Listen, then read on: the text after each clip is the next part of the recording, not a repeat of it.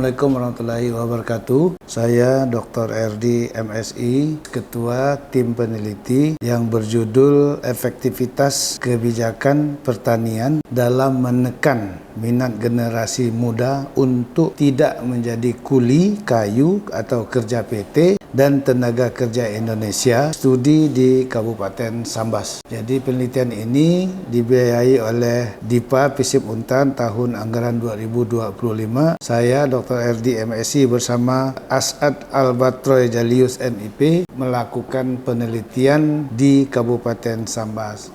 Beberapa pihak yang kami temui diantaranya adalah para tokoh-tokoh lokal yang selama ini menjadi panutan masyarakat dan sukses untuk mengajak, untuk merangkul para generasi muda khususnya yang ada di wilayah penelitian seperti di Paloh, kemudian di Simpang 4, kemudian di beberapa daerah di Sambas, di Tebas.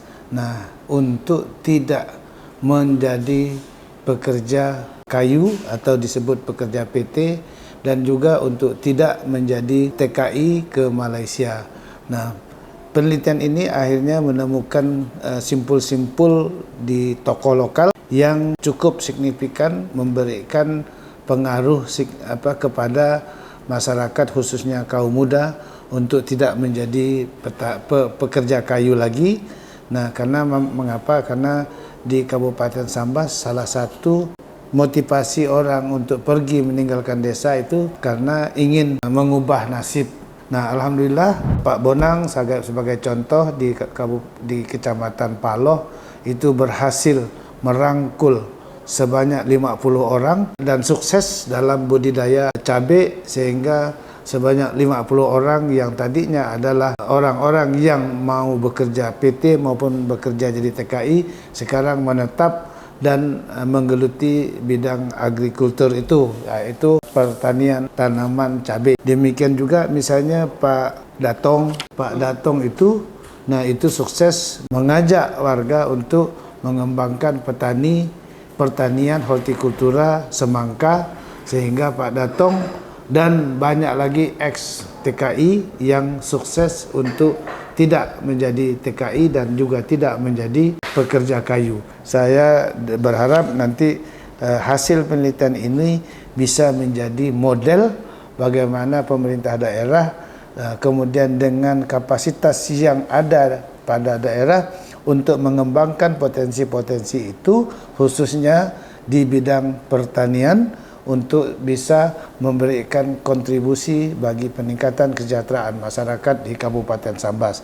Dengan riset ini kita berharap daerah-daerah yang seperti di Kabupaten Sambas seperti Kuburaya, kemudian Ketapang, Kayong itu bisa mencari model, mereplikasi model dari penelitian ini sedemikian rupa bagaimana Kalbar tidak lagi impor kebutuhan masyarakat terkait dengan hasil produksi mulai dari jagung, cabai, buah-buahan seperti semangka dan lain sebagainya. Jadi dengan potensi yang ada di daerah, dengan kapasitas pemerintah daerah untuk mendukung sektor pertanian, maka diharapkan Kalimantan Barat bisa swasembada di bidang pangan. Ada beberapa hal yang perlu dijadikan pertimbangan. Pertama, terkait regulasi. Pemerintah daerah maupun pemerintah desa dapat diharapkan menciptakan sebuah standarisasi harga yang baik. Sebagaimana pemerintah daerah melakukan regulasi terkait salah satu produk perkebunan seperti sawit. Sehingga produk hortikultura juga ditetapkan harga eceran terendahnya yang bisa menjamin harga minimal yang bisa mendapatkan keuntungan bagi petani. Hal ini bisa menjamin bahwa petani, baik itu produk hortikultura, bahwa hasil panen mereka tidak dijual di bawah harga produksi yang mereka fungsikan untuk mendapatkan produk hasil pertanian. Dan yang kedua adalah meningkatkan pendampingan bagi para petani hortikultura ini sehingga produk hortikultura ini bisa mendapatkan panen yang lebih maksimal karena saat ini para petani rata-rata hanya menggunakan pengetahuan menggunakan media sosial sebagai sumber referensi utama mereka dalam melakukan pertanian hortikultura. Saya rasa sekian, terima kasih. Wabillahi taufiq, assalamualaikum warahmatullahi wabarakatuh. Apalagi kita kalau terbantu alat Pak, alhamdulillah kalau ada bantuan alat kita kerjeng pun makin ringan. Jadi tidak pakai power. Nah, dia pakai siku. Makin laju. Oh, siku cangkul lah. Apa pakai pencet-pencet. Oh, Oke. Dia ikut Pak Is ya. Oh, dia dah nak mati, aku baru nak panen. Dia dah panen 1 ton lebih, aku baru mulai panen.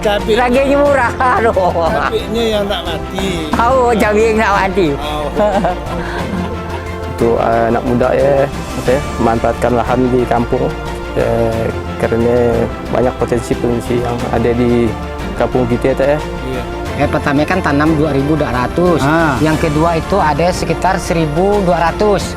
Yang ketiga ada sekitar 2.000-an. Totalnya kan 5.000 lebih kan. Oke. Sekitar 300 juta dapat dah. Allah Akbar. Alhamdulillah.